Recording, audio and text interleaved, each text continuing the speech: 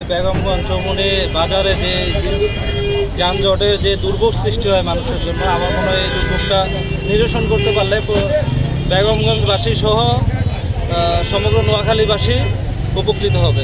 আমরা এই জন্য নিয়মিত অভিযান চালাচ্ছি।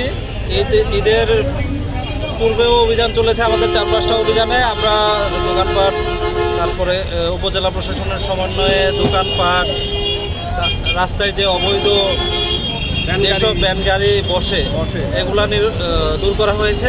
ঈদ পরবর্তী সময়ে যাতে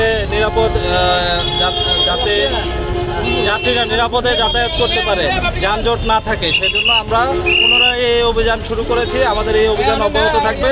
আমাদের সাথে আমি আশা করি বেগমগঞ্জের জনগণ, ব্যবসায়ী সমিতি এবং আপনারা যারা প্রিয় সাংবাদিকবৃন্দ আছেন তারা সবসময় থাকবেন, আমাদের এই অভিযানে প্রচার করবেন এবং যাতে মানুষজন সচেতন হতে পারে, সচেতনতা নিয়ে এই যারা অবৈধ দখলদারি ফুটপাতে বসে অবৈধভাবে ব্যবসা করতেছে তাদের বিরুদ্ধে সবাই একসাথে কাজ করতে পারে।